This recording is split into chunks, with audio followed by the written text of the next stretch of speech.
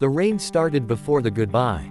Not heavy, not violent, just enough to blur the world, like tears the sky was trying to hide. Amara stood under the bus stop shelter, clutching her small bag, her fingers trembling not from cold, but from the weight of leaving everything behind. Last bus to Lagos, the conductor shouted. That was her escape, that was her new life. That was the end of everything she had known. Or so she thought. Then, crash. A speeding bike skidded, sending a young man tumbling right in front of her. People gathered. Some watched. Some walked away. But Amara, she ran toward him. "Hey, can you hear me?" she whispered, holding his head gently. His eyes slowly opened. Dark, confused, but alive. "Did I die?" he murmured. She almost laughed. "Almost. No. But you're close if you don't stay still." That was how she met Daniel. The boy who wasn't supposed to matter. The boy she helped into a nearby clinic. The boy who, hours later, refused to let her leave without knowing her name. "Amara," she said quietly. "Then I'll remember that name," Daniel replied, smiling weakly. "Because it saved my life." She didn't believe in fate. But something about that moment lingered. She missed her bus that night.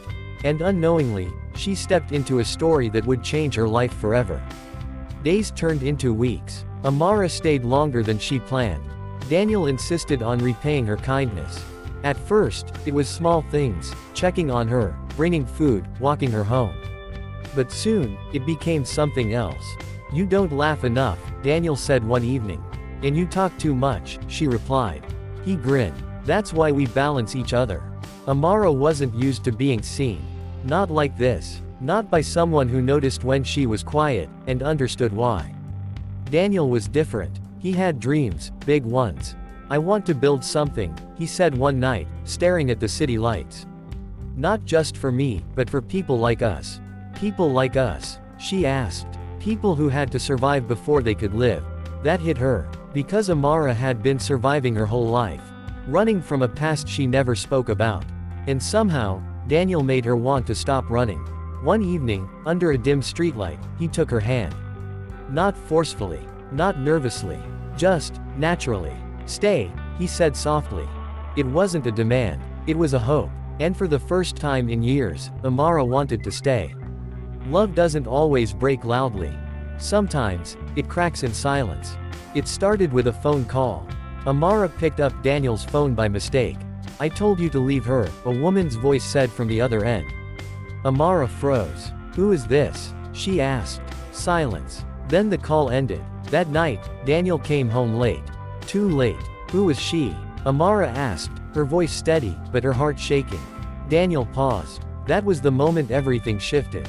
"It's nothing," he said. Nothing. That word destroyed more than the truth ever could. Days passed. Tension grew. Secrets began to breathe between them. Until the truth finally came out. "She's my past," Daniel admitted. "Before you.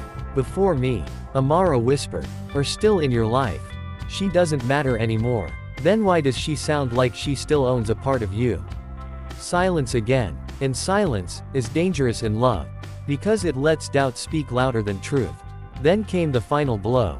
Amara found out Daniel had been hiding something bigger. A debt. A dangerous one. People were looking for him. And now, they knew about her. "You lied to me," she said, tears falling freely now. "I was trying to protect you," he shouted. "No, you were protecting yourself." That night, Amara packed her bag again. Just like the first time. But this time, she wasn't leaving a place. She was leaving a person. And it hurt far more. Daniel searched for her. Everywhere. But Amara was gone. No goodbye. No explanation. Just absence. Days turned into months. And regret became his shadow. Meanwhile, Amara tried to rebuild.